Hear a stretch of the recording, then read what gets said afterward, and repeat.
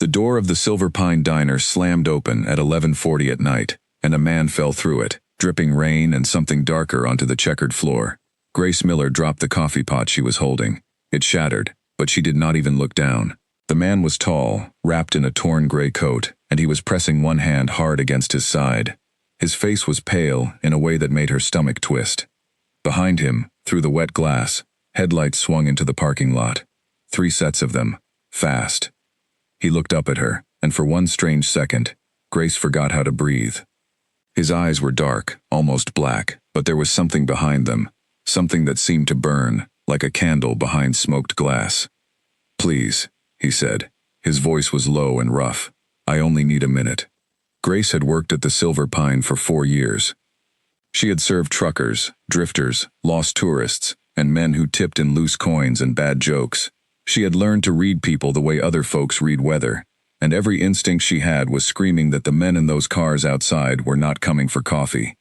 "Kitchen," she said. "Now. Through that door, behind the shelves, there is a cold room. Go." He did not argue. He moved faster than a wounded man should have been able to move, and by the time the front door banged open again, Grace was on her knees with a rag, picking up broken glass like it was the most normal night in the world. 3 men walked in. They wore long black coats that did not fit the small town of Hollow Creek, and their boots were too clean for the muddy season. The one in front had a scar across his jaw and eyes the color of dirty ice. He scanned the room slowly. 2 old regulars, Pete and Harold, sat in the corner booth over pie. An exhausted mother and her sleeping toddler sat near the window. That was all. "We are looking for a man," the scarred one said. "Tall, injured. He came this way." Grace stood up, wiped her hands on her apron, and gave him the smile she saved for customers who complained about free refills. "Lots of tall men come through here," she said. "It is a diner on a highway. You want coffee or not?" The scarred man stepped closer. Grace could smell rain and metal on him, and underneath that, something wild, like wet fur and pine sap. It made the hair on her arms rise. "He came this way," the man repeated. "The trail ends at your door." "Trail," Grace said. "What are you, bloodhounds? The only thing that ends at my door is the lunch special. Kitchen closes at midnight. You have 20 minutes. For a long moment, nobody moved. Pete and Harold had gone very quiet in their booth. The rain drummed on the roof, then the scarred man smiled, and it was the coldest thing Grace had ever seen on a human face. "Check the back," he said to the others. Grace stepped in front of the kitchen door, before she even realized she was doing it. "Employees only," she said. "Health code. You want to see the kitchen, come back with a badge." The second man, younger, with a shaved head, laughed softly. "She smells like him," he said. He touched her. She helped him. "I hand people menus for a living," Grace snapped. "I touch everybody. Now sit down or get out." Later, she would never be able to explain why she did not just step aside. She owed the stranger nothing. She had bills stacked on her kitchen table at home, her mother's hospital debts still following her 2 years after the funeral, a landlord who counted days like a hawk counts mice. She had every reason in the world to protect herself, and no reason at all to protect a bleeding man she had known for 90 seconds. But her mother had raised her on one simple rule. When someone runs to your door, you do not hand them to the wolves. The scarred man reached inside his coat. Grace saw the shape of what he pulled out, black and heavy, and her whole body went cold. The tired mother by the window gasped and pulled her toddler close. "Last chance," the scarred man said. "Step aside." "No," Grace said. It was a small word. It came out steadier than she felt. What happened next happened all at once. The kitchen door exploded outward behind her. The stranger came through it like a storm given a body, and the scarred man's arm jerked toward Grace, and there was a sound like the sky cracking in half. Something punched into her shoulder, spun her sideways, and dropped her against the counter. The pain arrived a second later, white and enormous, swallowing everything. Through a gray haze, Grace saw impossible things. She saw the stranger move so fast he blurred, saw him catch the scarred man by the coat and throw him through the front window as if he weighed nothing. She saw the shaved man swing at him and miss again, and then fold to the floor with one strike she never even saw land. She heard the third one running, heard tires screaming in the wet lot, heard Pete shouting into the phone for an ambulance. And then the stranger was kneeling over her, and his eyes were not dark anymore. They were gold, bright, burning, impossible gold, like twin suns in a pale face. "Why?" he whispered. His hands pressed against her shoulder, and they were warm, warmer than any hands had a right to be. "You do not even know me. Why did you stand there?" Grace tried to answer. Something about menus, something about her mother, something about how everybody deserves one door that does not open for the wolves. But the words dissolved before they reached her lips, and the diner lights smeared into long ribbons, and the last thing she felt was the strange heat of his hands sinking into her skin, and the last thing she heard was his voice, low and shaking, saying words that made no sense at all. "Stay with me. I am not letting the debt of the crown fall on a stranger. Stay with me, Grace Miller." She never told him her name. That thought followed her down into the dark. Grace woke to sunlight, birdsong, and a ceiling made of dark polished wood that definitely did not belong to her one-room apartment above the laundromat. She sat up fast, and that was her first mistake, because her shoulder should have screamed. It did not. It ached, faintly, the way an old bruise aches, and when she pulled the collar of the soft white shirt someone had dressed her in, she found only a thin pink line where a wound should have been. "3 days," said a voice from the doorway. "You slept for 3 days." The stranger stood there, and he looked nothing like the drowned, bleeding man from the diner. He wore a dark shirt, with the sleeves rolled, and he stood the way mountains stand, like the world arranged itself around him, and not the other way. His eyes were dark again, but now that she knew what hid behind them, she could not stop looking for the gold. 3 days, Grace repeated. Her voice came out cracked. "That is not possible. I was shot. People do not sleep off being shot like it is a head cold." "You were healed," he said simply. "There is a difference." Grace looked around the room.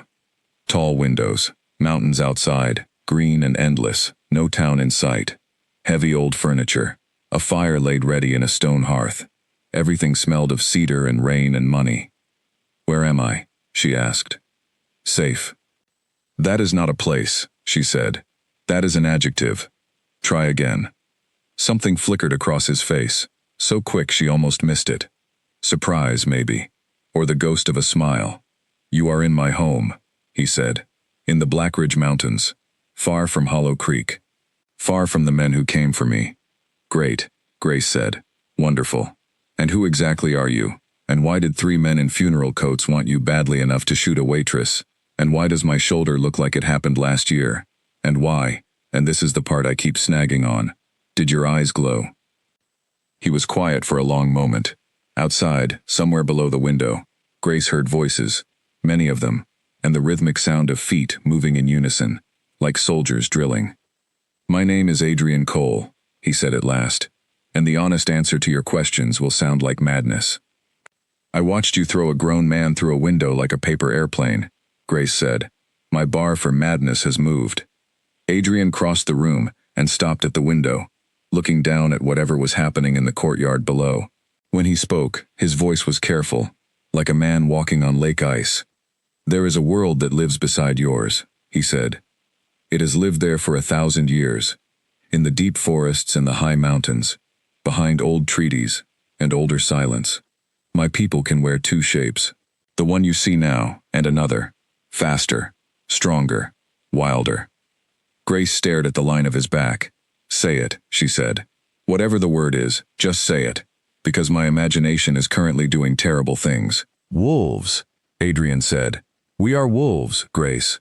And I am not only one of them. I am their king." The room was very quiet. Down in the courtyard, someone barked an order, and dozens of voices answered as one. Grace did the only sensible thing a person could do with that information. She laughed. It burst out of her, sharp and slightly hysterical, and she pressed her hand over her mouth, and it kept coming anyway. Adrian turned and watched her, with an expression that suggested no one had laughed in that room in a very long time.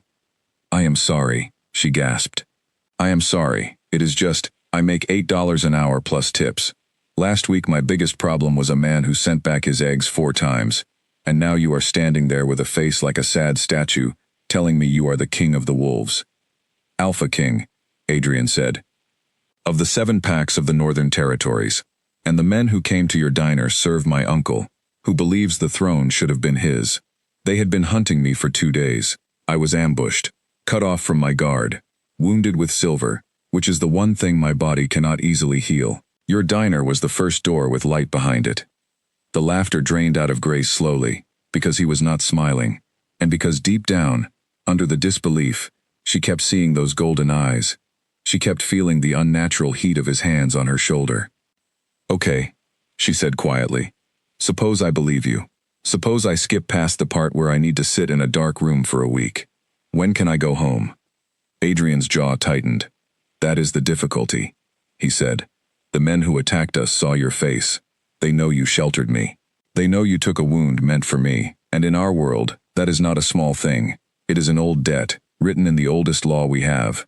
Blood spilled for the crown binds the crown. My uncle knows that law, which means he knows that the fastest way to reach me now is through you." Grace stood up. The floor was cold under her bare feet, and her legs shook, but she stood anyway, because some conversations should not be had lying down. "So what you are telling me," she said, "is that I am stuck here." "You are protected here," Adrian said. "Same sentence, better paint," Grace answered. "I have a job, Adrian. I have rent due in 6 days. I have a plant that will absolutely die without me, and it is the only living thing I have managed to keep alive in 2 years, and I am weirdly attached to it." "I will handle your rent," he said. "Your job, whatever ties you have, I will see them held for you. But I cannot let you walk out of these mountains while my uncle's hunters are searching every road out of Hollow Creek with your description. His name is Victor Cole, and he does not leave loose threads alive." The word alive landed in the room like a dropped plate. Grace wrapped her arms around herself. Through the window she could see them now, the people in the courtyard. Dozens of them, men and women, moving through fighting drills with a speed that did not look quite human. And at the edge of the yard, watching her window with open suspicion, stood a broad man, with a gray-streaked beard and eyes like flint. "Who is that?" she asked. "Nathan," Adrian said. "My second, my beta. He believes bringing a human inside these walls is the worst decision I have made in 10 years of rule." "And is it?" Grace asked. Adrian looked at her for a long moment, and something in his face shifted. Something old and tired, and quietly astonished, like a man who had walked out of a long winter, into a room with a fire. "Ask me again in a month," he said, and left her standing in the sunlight with a healed shoulder, a racing heart, and the slow, cold realization that her whole life had just been carried off by wolves. The first week at Blackridge taught Grace 3 things. The first was that wolves ate an astonishing amount of breakfast. The second was that a human walking through their halls drew stares the way a spark draws eyes in a dark room. The third was that she was terrible at doing nothing. By the 4th morning she had found her way into the estate kitchens, rolled up her sleeves, and informed the head cook, a stern, round woman named Martha, that she had 4 years of diner experience, and if someone did not give her a task, she was going to lose her mind. Martha looked her up and down, handed her a crate of potatoes and said nothing, which in Blackridge apparently counted as a warm welcome. That was where Lucy found her. Lucy was 19, small and quick, with nervous hands, and a smile she kept half hidden, as if she was not sure she was allowed to use it. She was what the wolves called an omega, which as far as Grace could tell, meant that everyone else felt free to hand her their worst chores. Lucy brought Grace tea without being asked, answered her endless questions in a whisper, and within days had attached herself to Grace's side like a shadow that had finally found a person worth following. It was Lucy who explained the things Adrian did not, that the 7 packs had been at peace for a generation, because Adrian's father built that peace with his own hands, that 6 years ago, on a night no one at Blackridge would speak of above a whisper, the old king, and his wife, and Adrian's younger sister, had all died in a fire that was no accident. That Victor, the king's own brother, had been tried for it, and could not be proven guilty, and had been exiled instead of executed, and had spent 6 years in the far wastes gathering every outcast, every criminal, every wolf with a grudge, into something the border patrols now called the Ash Pack. "He never smiles," Lucy whispered one afternoon, meaning Adrian. "Not since the fire. The old ones say the flame went out of the whole house that night. He rules well. He is fair. But it is like being ruled by winter." Grace thought about that in the evenings, when she sat by the window of her room and watched Adrian cross the courtyard below after the day's training. The wolves bowed as he passed, and he acknowledged every single one, and spoke to no one, and ate alone, and worked in his study, until the lamps burned out. A king of winter. It made something in her chest ache in a way she did not examine too closely. She started small, because small was what she knew. She learned the guards' names, all of them, and which ones took sugar in their coffee. She badgered Martha into making an actual pie, instead of what the wolves called dessert, which was fruit, just fruit, like animals. She taught Lucy to play cards, and lost to her on purpose, until Lucy learned to win. And then Lucy beat her honestly, and glowed about it for a whole day. The wolves did not know what to do with her. She was small, breakable, human, and she moved through their fortress of silence, like an open window in a shut house. Old warriors caught themselves telling her about their grandchildren. The gate guards started arguing about whose turn it was to walk her to the kitchens. Even Martha, who according to Lucy had not praised anyone since the last king's coronation, was heard to say that the human's pie crust was acceptable, which caused a minor sensation. Only Nathan remained stone. The beta watched her the way a man watches a slow leak in a boat. Twice he told Adrian, in her hearing, not caring that she heard, that every day the humans stayed, she learned more about their world than any human had known in a century, and that knowledge walking around on two fragile legs was a danger to every wolf in the mountains. And she cannot leave, Nathan said one evening in the great hall, his voice carrying. So think, my king, about what that means, about the only two ways this ends. Grace did think about it. She thought about it that night, staring at the ceiling. She was still thinking about it when she gave up on sleep, wrapped herself in a blanket, and padded down to the kitchens for warm milk like a child, and found the alpha king of the 7 packs sitting alone at the huge scarred table in the dark, with cold coffee in front of him, and maps spread everywhere. I could not sleep, they both said at the same time, and then stopped. Grace heated milk. She heated enough for 2 without asking, and set a cup in front of him, and sat down across the table, and for a while neither of them said anything, and the silence was strangely easy. The maps showed the border territories. Small red marks were scattered across them like a rash. Attacks, Adrian said, when he saw her looking. Raids. Victor is testing the edges, every week, a little deeper. He is looking for a soft place. He killed your family, Grace said quietly.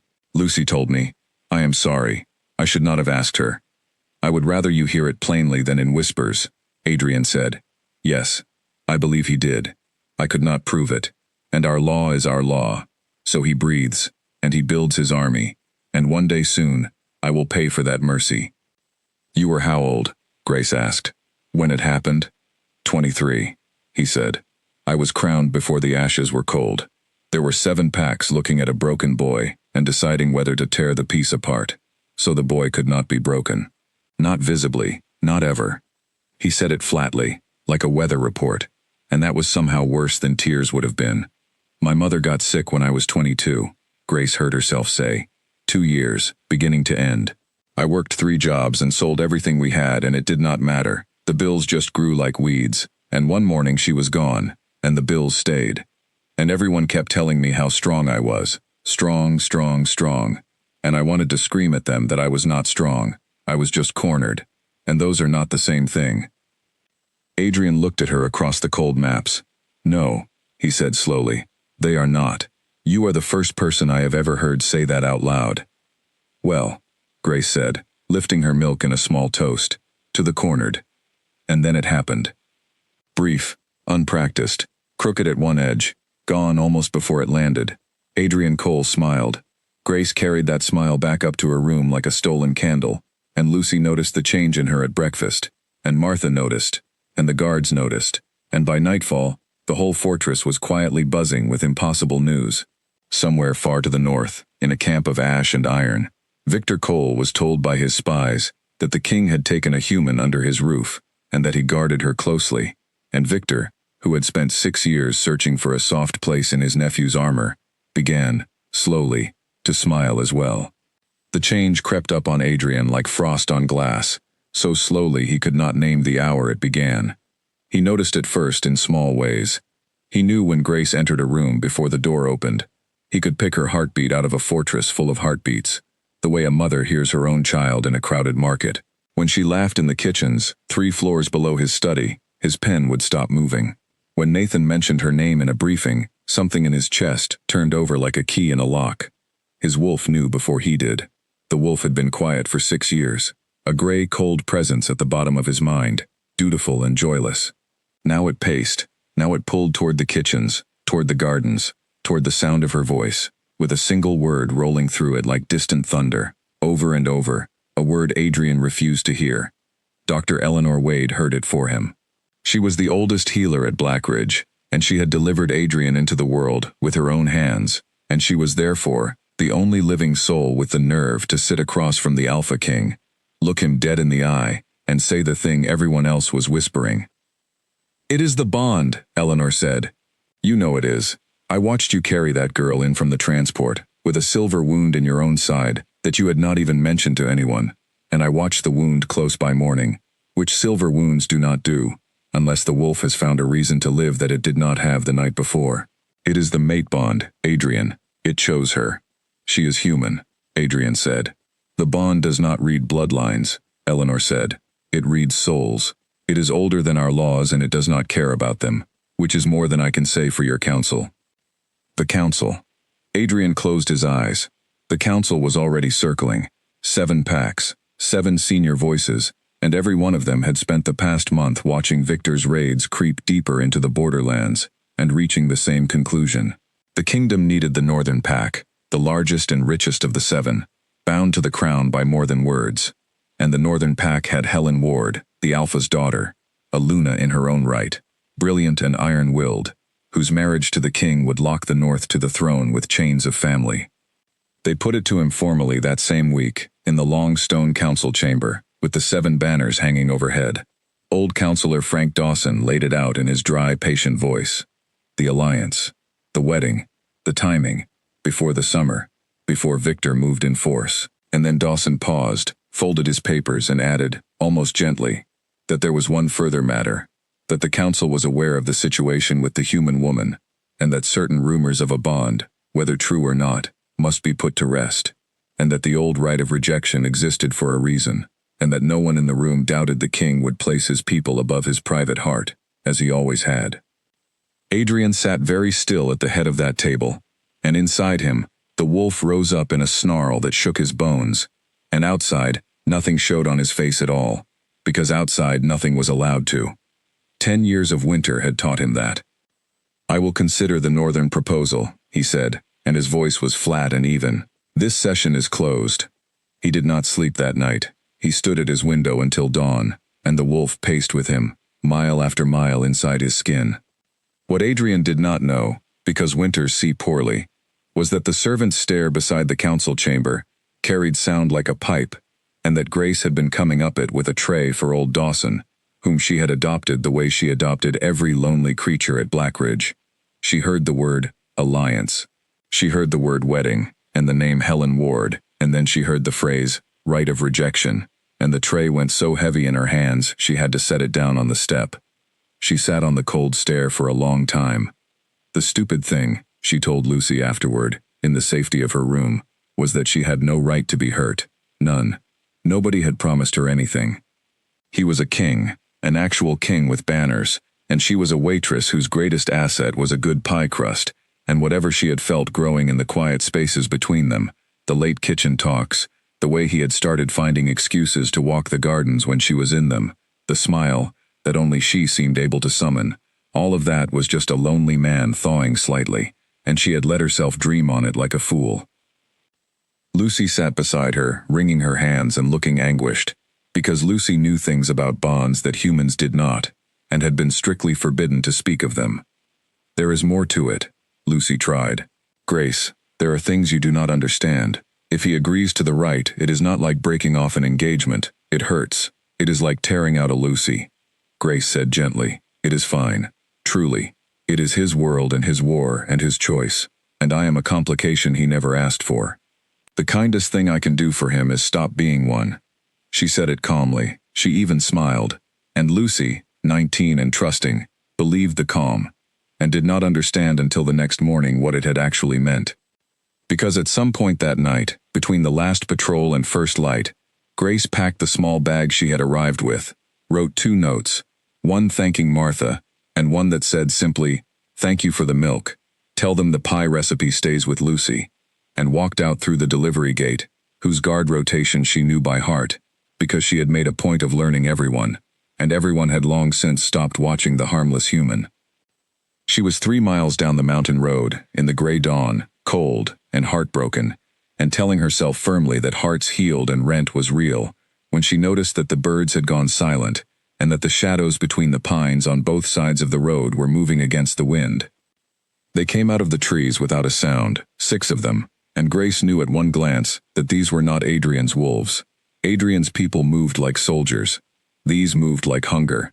Their clothes were patched and ash-gray, their faces lean, and at their head walked a man she recognized from her nightmares, the scarred jaw, the eyes like dirty ice, the same one from the diner, and he was smiling.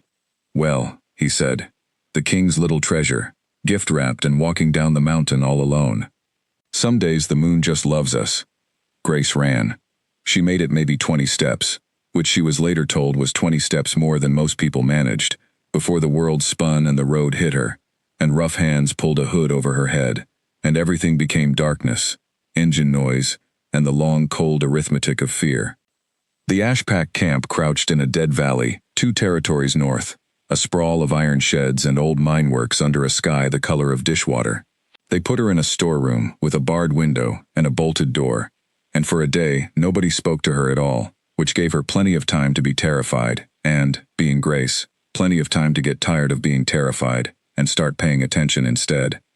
She noticed the guards were underfed. She noticed they flinched at loud commands, all of them, like people who had been flinching for years. She noticed that twice a day, a thin girl with haunted eyes brought food that was mostly water pretending to be soup, and that the girl's hands shook. And by the second visit, Grace had learned her name, Amy, and by the third visit, Amy was lingering an extra minute at the door, because no one in that gray valley had asked her a kind question in longer than she could remember. On the second evening, the bolt slid back, and Victor Cole came in person. He looked like Adrian run through winter twice. Taller, grayer, with the same strong lines in his face but nothing behind them except patience. The terrible patience of a man who had been sharpening one single grudge for 6 years. He carried a chair in, set it down, sat, and studied Grace like a document. "You are smaller than I expected," he said, "given the noise you have caused. Do you know what you are, girl?" "Underpaid," Grace said. Her voice only shook a little. Something flickered in Victor's face, not quite amusement.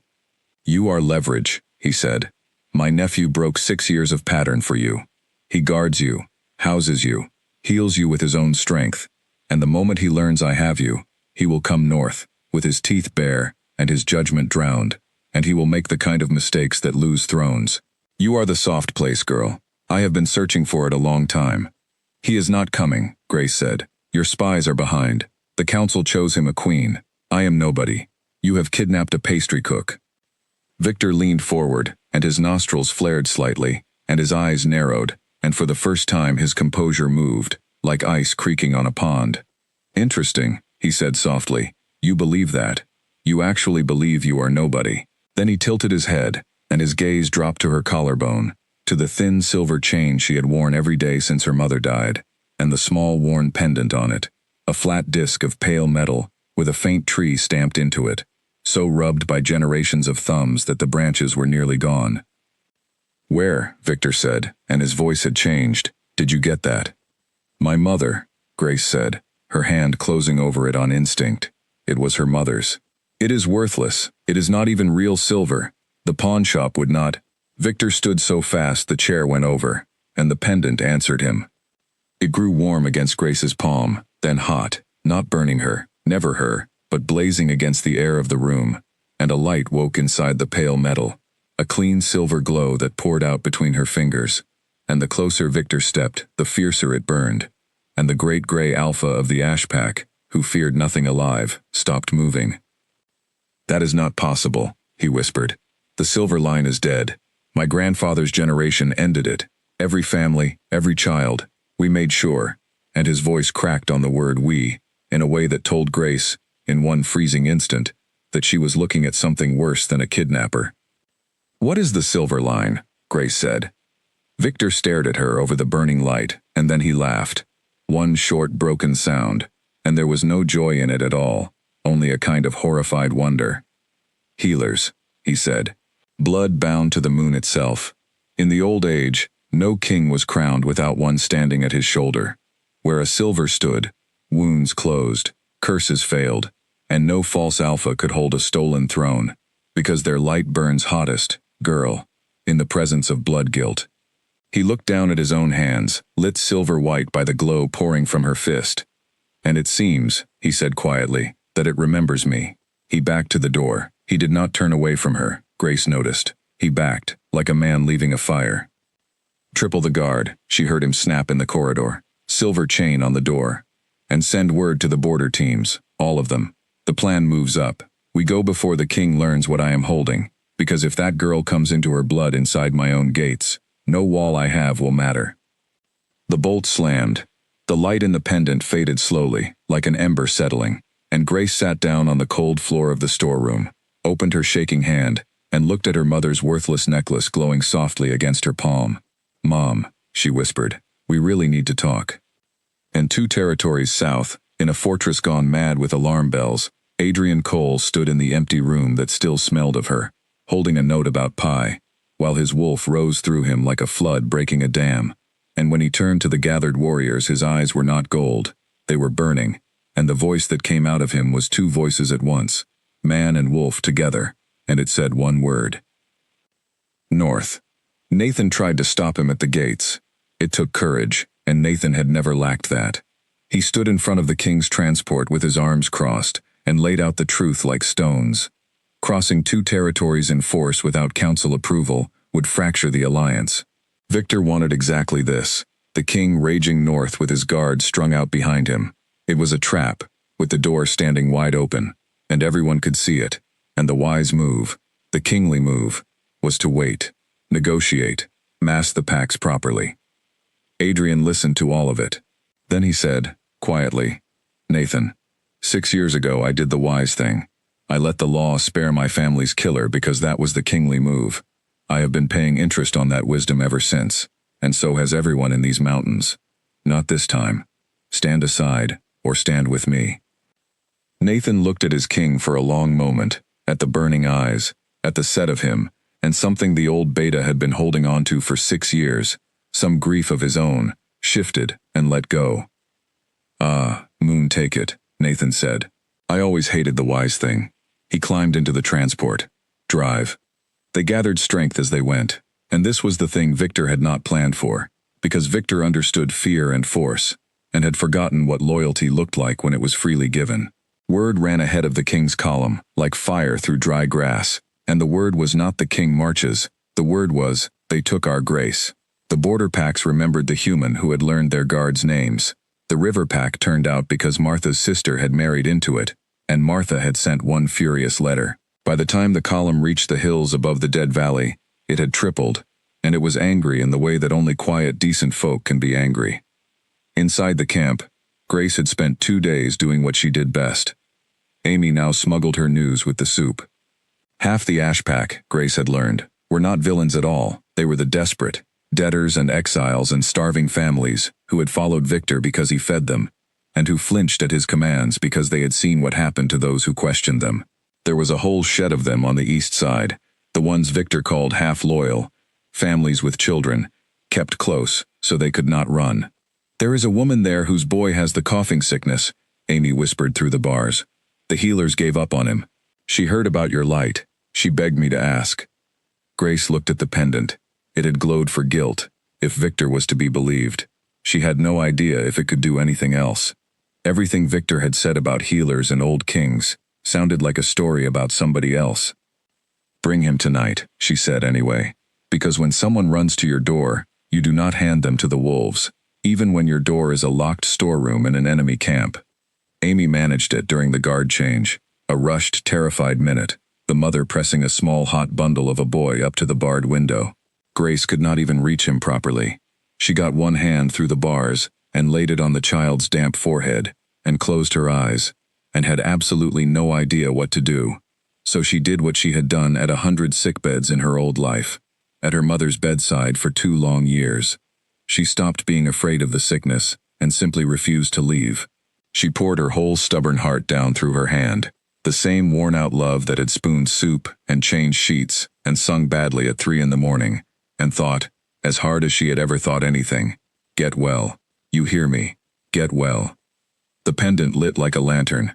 Warmth ran down her arm and out of her palm, and the boy's rattling breath eased and smoothed out into the deep, clean rhythm of ordinary sleep, and his fever broke like a wave on sand. On the other side of the bars, his mother made a sound that was not quite a sob and not quite a prayer, and dropped to her knees.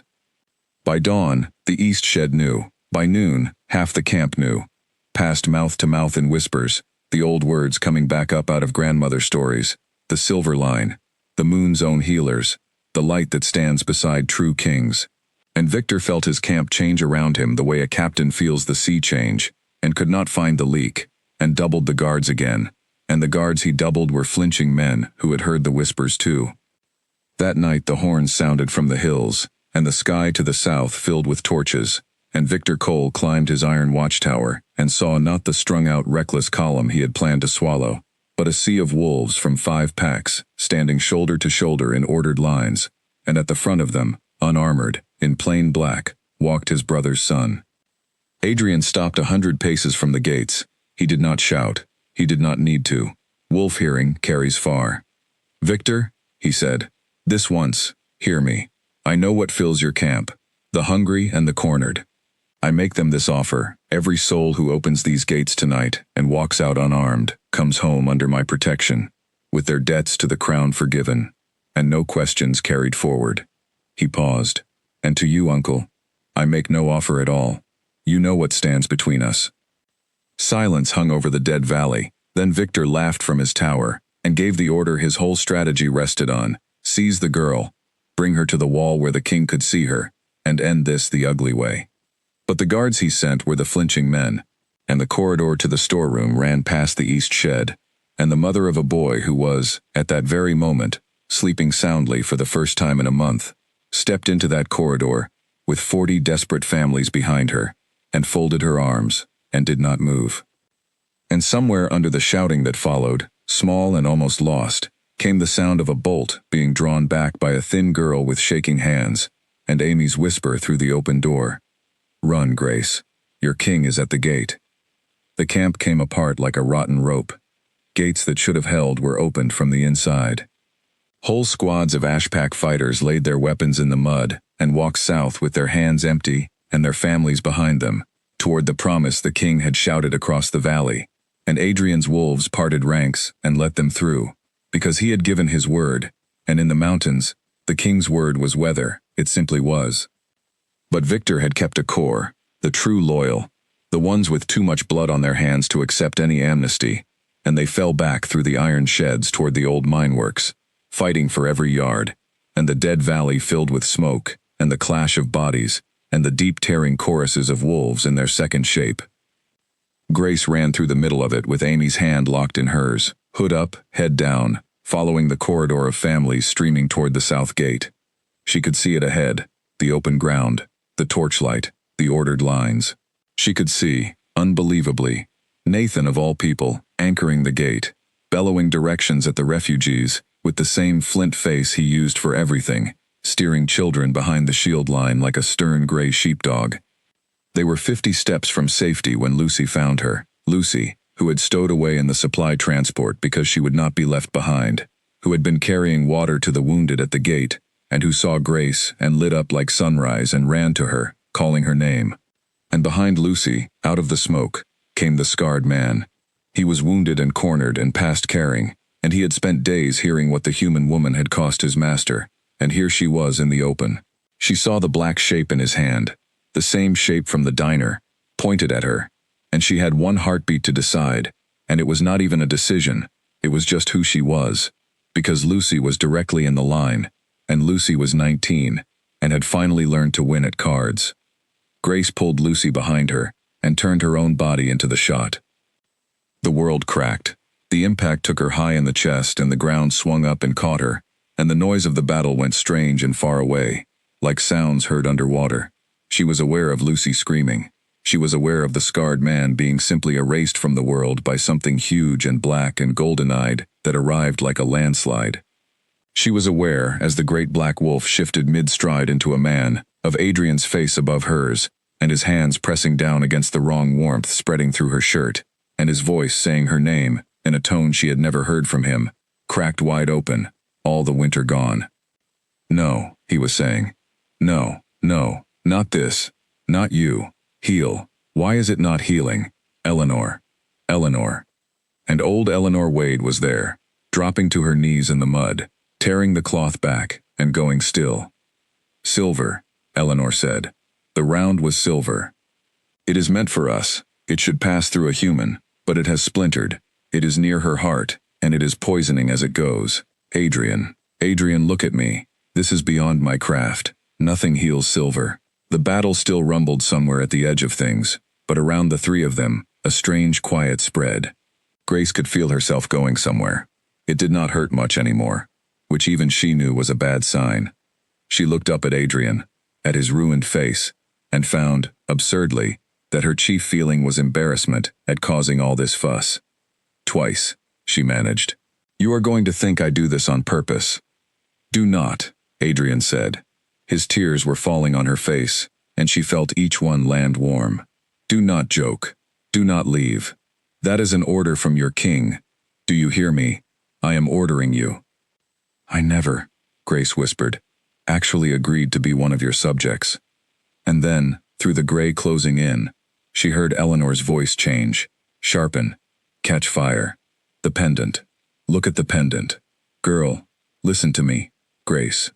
Your light heals everything the moon has touched, and silver is the moon's own metal. Do you understand? Silver is not your poison. It is your inheritance. It cannot heal you from outside. But you, child, you can claim it from within. Stop fighting the metal. Call it yours." It made no sense. Nothing about the last month had made sense. Grace was so tired, and the dark was so soft at the edges, and it would have been the easiest thing in the world to let go. And afterward she was never able to fully explain what she did instead, only that she stopped treating the burning splinters near her heart as an enemy, and reached for them the way she reached for every hurting thing that had ever come through her door, and thought, "All right then, you are mine too. Come here." The pendant did not glow this time. It blazed. Silver light erupted from her, through her, a soundless flood that rolled out across the mud and the wounded and the ash-gray sheds, and every wolf in the dead valley, friend and enemy alike, stopped where they stood and turned toward it, because their blood remembered that light from 1,000 years of grandmother stories, even though their eyes had never seen it. Inside Grace, the splinters melted like frost in the sun, became warmth, became hers. The wound closed. The poison unmade itself. And the light kept going. It found the wounded wolves lying in the mud and closed them. It found the coughing children among the refugees. It found old Eleanor's crooked hands and unbent 40 years of ache. It rolled to the feet of Victor's last hard core at the mine mouth, the guilt carriers, and where it touched them it burned white, and they broke and fled from it into the tunnels, screaming. When it faded, Grace was sitting up in the mud in the sudden ringing silence, whole, glowing faintly, held so tightly in Adrian's arms she could barely breathe, and around them, in a slow, spreading wave, 5 packs of wolves and 1 entire camp of former enemies sank to their knees. "Oh no," said Grace Miller, waitress, into the silence. "Everyone please get up." Nobody got up. Victor was not among the kneeling and not among the fled. In the chaos of the light, he had done what patient men do. He had vanished, taking a handful of his oldest killers and the contents of his war chest down through the mine tunnels and out some bolt hole known only to him. And when Adrian's trackers went down after him, they found cold ash and a message scratched into the tunnel wall. "This changes the timing, nothing else." So the war was not over, but everything else had changed, and the weeks that followed turned the mountains upside down. The column came home to Blackridge like a festival, swollen with amnestied families, and Martha took one look at the state of the refugee children and commandeered 3 kitchens. Amy was formally adopted by the entire Guard Corps, who competed so fiercely to teach her things that Nathan had to post a schedule.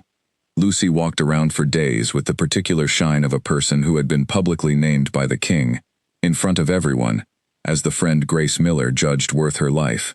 which in wolf terms was a title outranking most nobility. The council convened within the week, and Grace was summoned, and she went in expecting judgment, and found instead 7 senior wolves and one very uncomfortable atmosphere.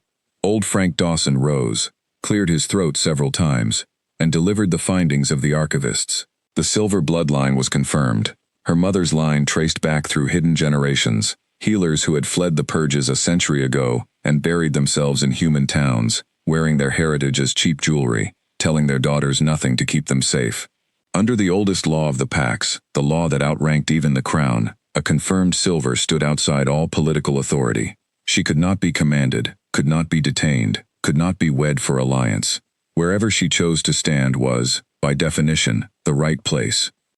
Which brings the council, Dawson said, looking like a man passing a kidney stone, to the matter of the Northern proposal, and to a delegation that arrived this morning. Helen Ward had come in person. Grace had spent weeks quietly hating the idea of her, and was therefore completely unprepared for the reality. A sharp, funny, immensely capable woman of 30, who took Grace's arm, steered her into a window alcove and said, in a low voice, "Thank the moon. You have no idea what you have saved me from. I have been in love with my father's harbor master for 6 years. The man builds boats. He has forearms like oak. Marry your king quickly, Silver, so my father runs out of arguments." "He is not my king," Grace said automatically. Helen looked at her with genuine pity. "Oh, you poor thing," she said. "You are the only person on this mountain who still believes that." But it was not that simple, and Grace's stubbornness on the point ran deeper than pride. It was hurt. He had been ready to reject the bond, or at least he had sat in that council chamber and not refused, and she had heard it, and been shot, and kidnapped, and transformed, and she was not going to fall into anyone's arms, just because the paperwork now permitted it. Adrian understood.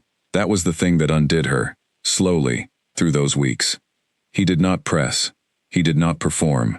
He simply changed, or rather, unfroze, and let her watch it happen. The king who had eaten alone for 6 years now ate in the great hall, at the long table, wedged between refugee children who had no idea who he was, and told him extremely long stories about frogs. He laughed now, not often, but really, and every single time, half the room turned to look, still unused to the sound.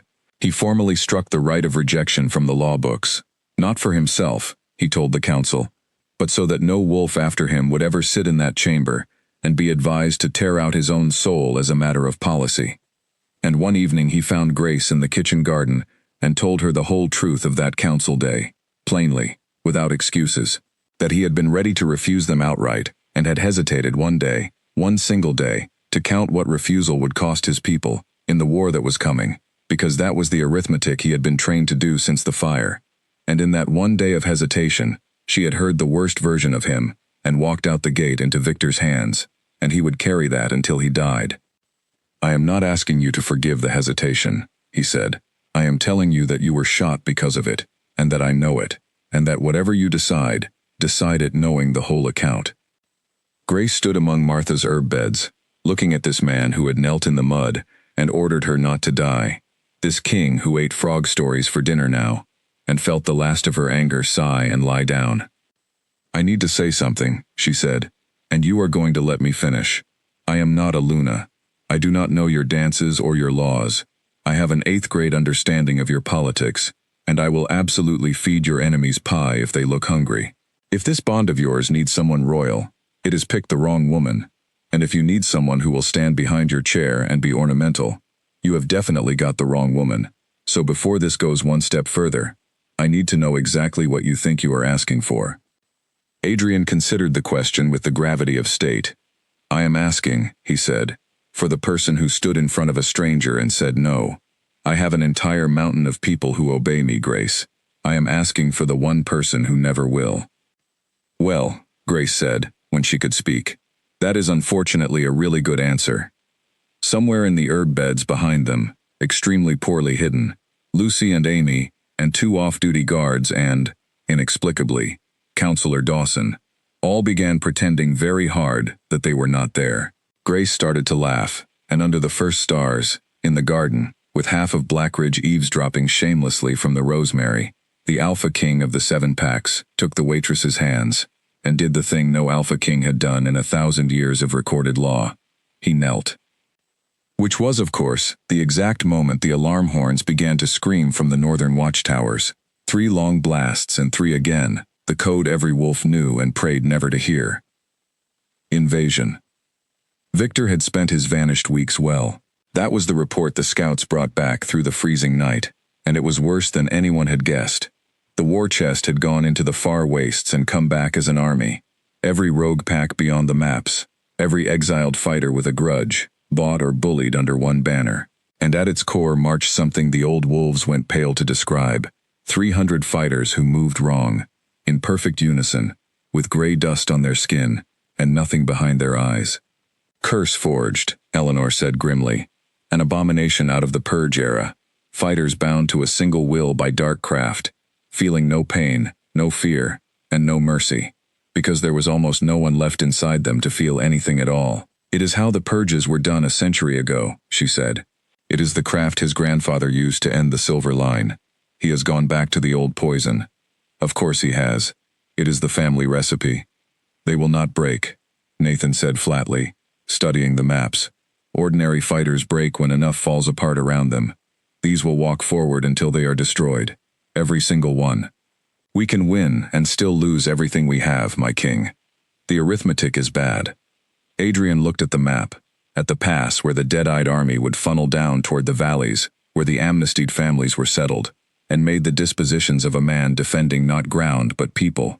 And then Grace, who had been standing at the map table this whole time, hessed, because no one alive could now tell her to leave a room, put her finger on the center of the pass, and asked the question that changed the war. You said the light burned Victor's guilty men, and they ran from it, she said. And Eleanor, you said the curse craft is moonwork, the same root as my blood, just twisted. So tell me honestly, if I stand in that pass and burn as bright as I can, what happens to 300 cursed fighters? The room went silent. Eleanor and Adrian exchanged a look over her head, and it was Eleanor who answered, slowly. Child, the craft binds what is left of them. Your light does not fight moonwork, it heals it. In theory, enough light does not burn those poor souls at all. It cuts their strings. In theory, Adrian said. No silver has ever tried it, Eleanor admitted. No silver has ever been mad enough to stand in front of a charge to try. Grace looked around the table, at the king who had knelt in the rosemary an hour ago, at flint-faced Nathan, at the map with its bad arithmetic, and shrugged with a calm she absolutely did not feel. I once worked a Sunday breakfast rush alone when both cooks quit, she said. Let us go cut some strings. The Battle of the Northern Pass began at gray dawn, and the histories of the packs would retell it for 100 years. How the rogue vanguard came down the funnel of stone and met 5 packs standing shoulder to shoulder and could not move them. How Helen Ward arrived mid-morning, with the entire northern pack behind her, having overruled her father by the simple method of leaving without permission, and slammed into the rogue flank like a door. How Nathan the Beta held the eastern shoulder of the pass through 3 assaults, and was heard, at the worst of it, to remark that he had experienced more difficult card games against Lucy. And then midday, and the sound that stopped every heart on the field, 300 sets of feet in perfect step, and the curse forged came down the pass in dead silence, and the defenders braced, and Adrian's voice rang out with the hardest order he had ever given, the order he had promised her he would give. Open ranks. The shield line split, and through the gap, alone, in a plain white coat with a cheap worn pendant blazing on her chest, walked Grace Miller into the path of the charge. She was terrified. She was allowed to be, she told herself, as long as her feet kept moving. She stopped 50 paces from the oncoming wall of empty eyes, planted herself in the frozen mud, thought of every stray dog, every free meal, every 3 in the morning at her mother's bedside, every soul that had ever run to her door, and she opened that door as wide as it had ever gone, and let everything pour out. The light that rose from the pass that day was seen from villages 40 miles south. It did not strike the curse forged. It received them.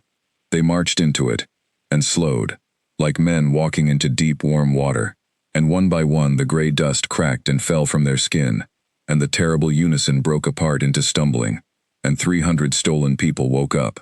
Some fell to their knees, some wept, calling out names of families they had not remembered in years, One gray-haired fighter sat down in the mud like a tired child and simply looked at his own hands, turning them over and over in the silver light.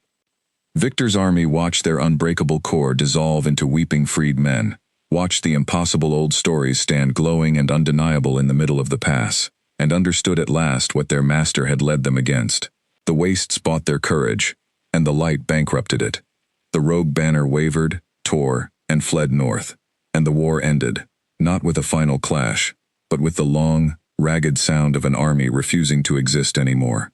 Which left Victor.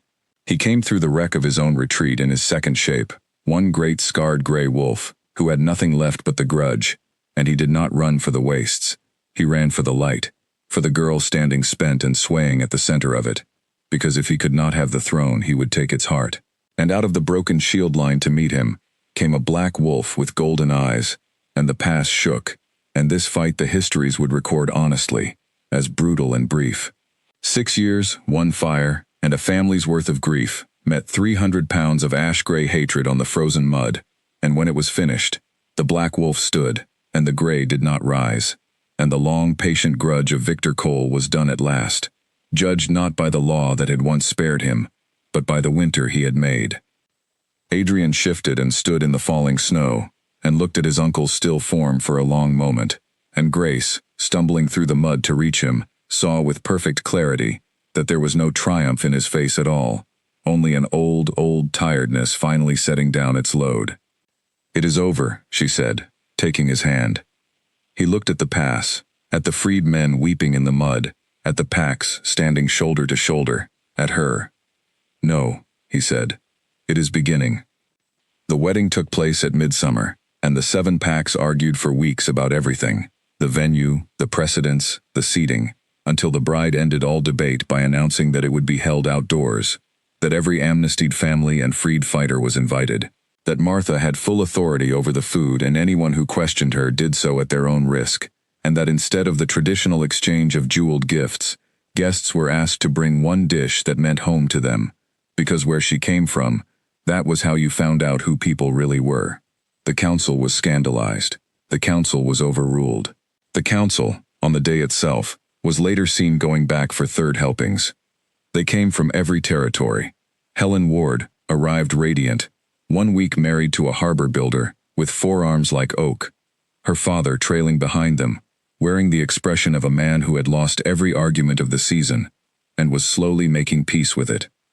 The freed men of the curse came together, 300 strong, and presented the crown with the only gift they had agreed on, a plain silver bell for the great hall, to be rung once a year on the morning of the pass, so that no king would ever forget what mercy had bought. Amy came south with the first Ash Valley harvest, from land that was being replanted under its new and universally feared administrator, Martha's sister. Old Frank Dawson performed the rites, and if his voice failed slightly at the part about the crown finding its keeping in an open door, everyone present was kind enough to blame the wind. Lucy stood as first attendant, and she held the rings, and did not drop them. And later that evening she won a card game against 3 counselors and a visiting alpha, and was heard to say that she had learned from the Queen, and that the Queen had learned from her, and both of those statements were true. Nathan gave the toast. This was a surprise to everyone, most of all Nathan. He stood up in the lantern light, flint-faced as ever, and looked at his king, and at the human woman beside him wearing a crown of summer flowers, because she had flatly refused anything heavier, and the old beta said this: "I told my king that bringing a human inside our walls was the worst decision of his rule. I am a careful man, and I stand by my caution, and I have never in 40 years of service been so glad to be wrong. Our histories will say that the king won the war. That is false, and I was there, so I will say what is true. We were a fortress of winter, all of us, long before Victor ever marched.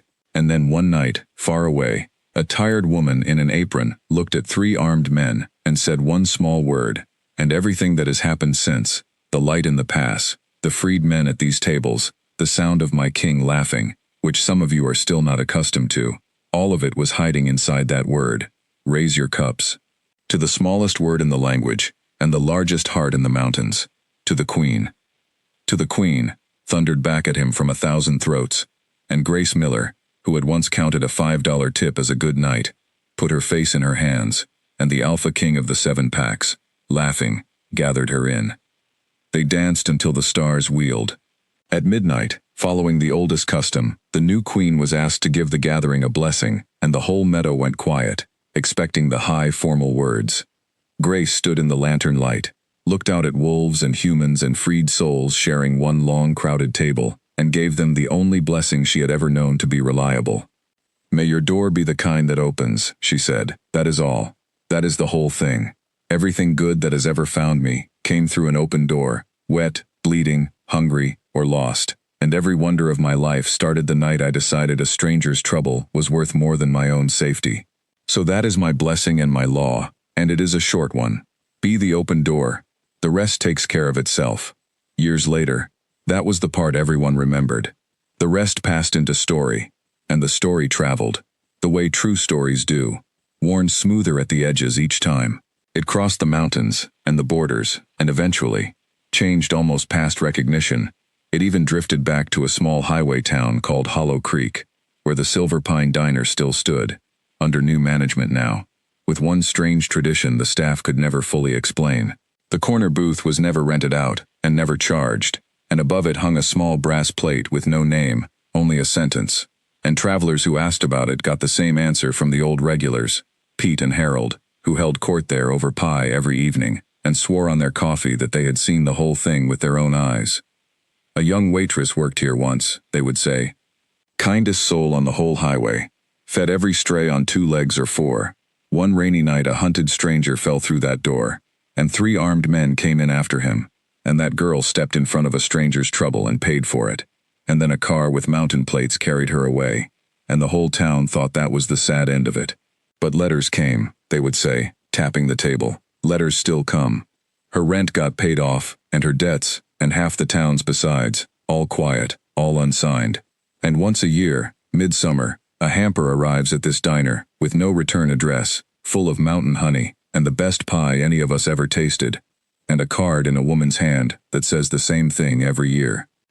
And here the old men would point up at the small brass plate over the booth, and travelers would lean in and read the sentence engraved there, the message that came with the pie, every summer, without fail. "Still feeding strangers. Married the last one. Keep the door open."